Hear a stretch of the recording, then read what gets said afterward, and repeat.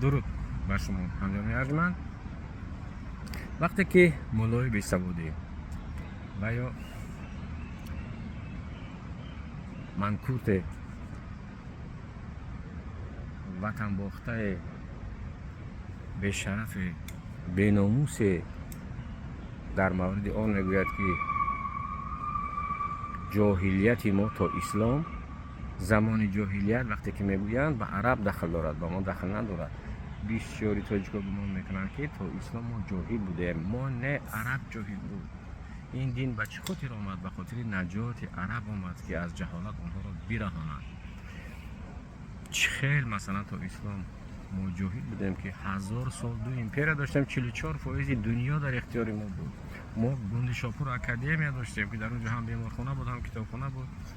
ما صدها شاه‌ها، صدها قصرها، رزیدنسی های امپراتور ها داشتیم، حمام داشتیم، باغ‌ها داشتیم، انسامبل های درباری بود و یک زن روا بود برای مردم آریایی. بخصوص در 1000 سال دین رسمی و دین زردشتی بود. فقط شاهان می توانستند که چند زن بگیرن. همین در انکو ببینید که زمان جاهلیت عرب زن مانند شتر، مانند یک گویم کورخر قدر نداشت. زنها با همین کورخر، با بچه شتر و با شتر عوض میشدن. زندگی قبیلوی داشت تا اسلام عرب. یعنی که در همین دیها کسی با کسی خواب میرفت، خواب خیز میکرد، هیچ اهمیتی نداشت برای یک دیگر. یک مردی که مثلا 40 شتر داشت میتوانست 40 زن هم داشته باشه. و یک عادت بعد دیگرشون همین بود که وقتی که پدر میمرد، همه 40 شتر و 40 زن پدرش همچون میراث به پسر میگذاشت. مال، همچون مال، همچون شتر، همچون خر، همچون خوتیک با پسر میگذاشت. میخواست میفروخت، میخواست تبدیل میکرد و میخواست همخوابه میشد. و برای چی در قرآن تاکید شد که با مادران خود، با نزدیکان خود ازدواج نکنید، نکاح نکنید؟ برای چی؟ پس همین حادثه بوده است در زمان جاهلیت که با مادران و خواهران خود نکاح میکردند عرب ها. که این آیت برای چی نازل شد؟ برای آن نازل شد که دیگر این کار را نکنید.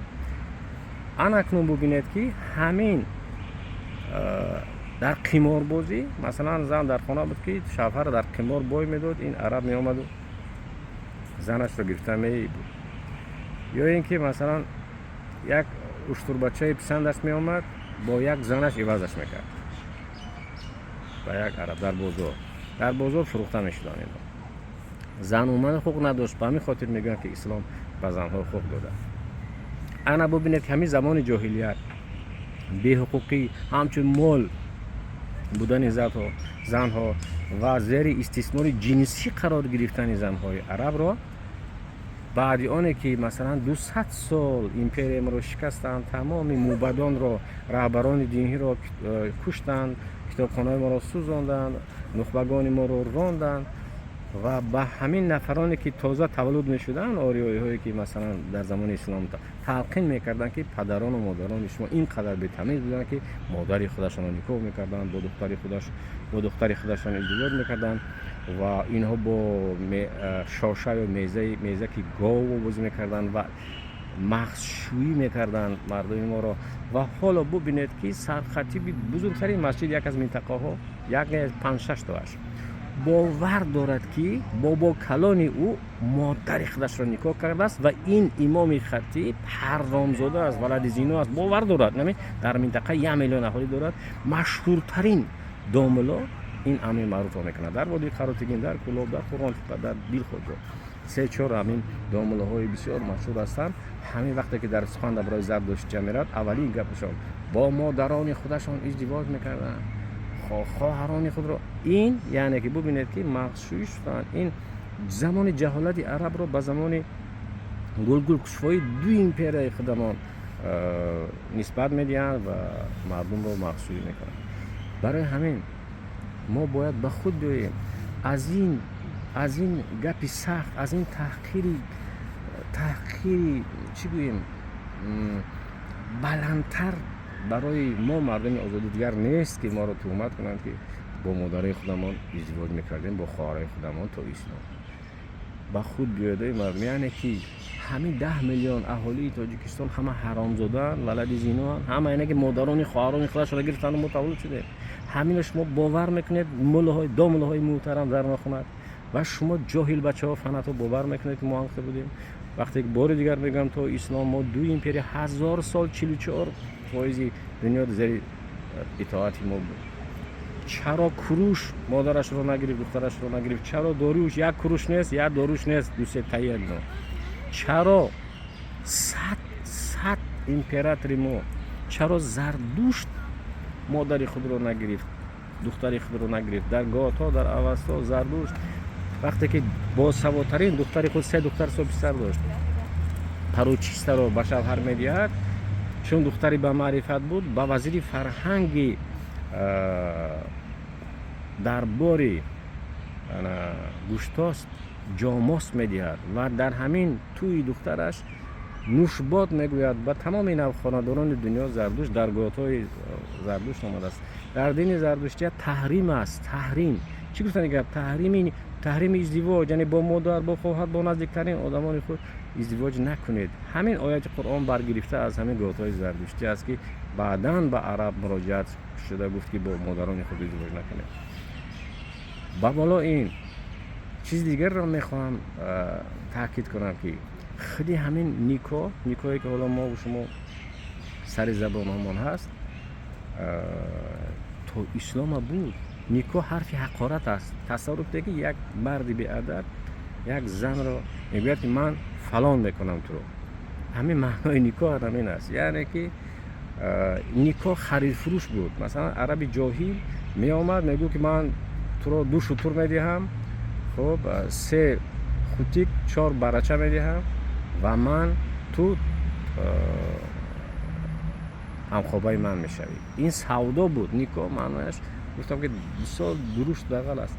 در نیاگان ما، گذشتگان ما در زمان زردشتی ما گواهگیران میگفتیم. 7 نفر اشتراک میکردن، 7 کس گواهی میدادن که این جوان این دختر را دوست داشته است. ما گواهی میدیم که اینها خانه‌دار میشوند، ازدواج میکنند و اونها 7 مرتبه گردی آتش دور میزدن و حلقه نیکو، همین انگشترین نیکو بار اول در زردشتیه معلوم و مشهور بود. این حلقه پیوند است، حلقه پیوند زناشویی و همین بار ابروچال که به قول موسی از زردشتیه ماندگی.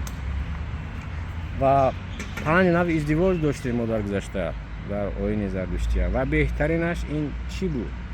این پادشاه زنی، یعنی که پدر و مادر هر دو جانب راضی هستند که جوانان این جوان با این دختر همدیگر رو دوست می‌دارن و ازدواج میکنن. این پادشاه زنی بود. و باز گفتم که 5 نوع ازدواج بود در زردشتی. نوع دویمش رو میگم که با بحث ما راه داره. نوع دویمش چطور بود؟ مثلا پدر به فرزند بود، پدر به پسر بود، دختر داشت. وقتی که دخترش رو به شوهر میداد و با داماد صحبت میکرد، خواهش میکرد که یکم پسرشان رو پدر با فرزندی میخواند، یعنی که پسر نخستین دخترش رو که شوهر داده است گرفته و او رو فرزند میگفت. و عرب ها وقتی که آمدن و دیدن این حادثه رو نفهمیده گفتن که این دخترش رو گرفته است، که این چه پسری دخترش پسری بابایش است. این به خاطر چی بود؟ به خاطر آن که این دختر شوهر کرد رفت با میراث از شوهرش وابستگی دارد دیگر، ولی این پسر ندارد این مرد و میخواهد که همین مالکیتش رو، خانه و درش رو به نبیرهش، به نخستین پسر دخترش بدهد و او رو فرزند خان میگیرید و فرزند میگو، پسر میگو. و با همین این در نوع دویم نیکا بود یا گواهگیران. و با 3 نوع دیگر هست که در مورد مناسب من با شما صحبت کنم و در آخر بار دیگر تاکید میکنم تا این حد پایین نروید. هموطن شما تصور کنید که این تهمت هایی که بسر ننگین ترین تهمت ها رو به سر شما بار کرده ایستادن بعضی دامله های نامحترم و بعضی عرب دشمن ما با دشمن فرهنگ ما با دشمن تمدن ما بود. ما اسلام رو قبول کردیم، فرهنگ و سنت آنها رو قبول نکرده. اکنون فرصتی است که فرصتی رسیده است که با خود بیاییم و باز مورد دیگری است که حالا من برای شما خواهم گفت. حالا فقط و دلیل میگویم که فنت‌ها و بعضی دنبالیده‌های بی‌نژاد عرب پرست مهر خاموشی به دهانشان میزنند. همین دویم باره این تهمتی که مثلا گذشتگان ما با مادران و خواهران خود ازدواج میکردن از کجا روشن شد؟ حالا میگویم ولی نام نمیگیرم چون فرزندانشان بی آبرو نشوند. یکی از مفتی های زمان استقلالی میکنه در حیات نیست، با گمان غالی پول گرفته است به خاطر آنکه تهمت باز به نیاگان ما بزند چون به عوض پول. یکی از دامنه های محترم یا برای من نامحترم وادی قراتگین را دعوت میکند و میگوید که کتاب بنویس که در اینجا زردشتیه را بدنام تهمت ها در سرش بار کنه. این دین زنده شده است. تاجیک مفتی زمانی صاحب استقلالی ما و این کتاب را همین دامنه نامحترم می نویسد و مفتیات نشر میکنند و حالا سه داملای یک قسمتش در وادی در وحده کلوب در دوشنبه در قرآن‌تپه و با در چند جای دیگر ملاهای خوشاواز رو دعوت میکنن مفتی و میگویند که همین در هر جایی که رفتید نسبت اوستا و زردوشت شما باید توهین کنید. برای این یک شاگردتون باید خسته درباره این موضوع رو بردارد و شما نیم ساعت سیاه کنید، پس بزنید، تحقیر کنید، توهین کنید، نابود باید کرد که این دین زردشتی دویم باره در مغز تاجیک بیدار شده است. و این داملاهای نامحترم خوشاواز در تمام ویدیو نوارهاشان وقتی که سخن درباره جمشید رو حقارت میکنه که نامی کافری، وقتی که اوستا رو، وقتی که زردوشت رو، سرچشمه‌اش انا همین مفتی است که در دنیای دیگر من از کشتلش میگیرم و خدا رحمتش کند هم نمیگویم. این قسم یکمی صحبت است. قسم دویم را انتظار باشید.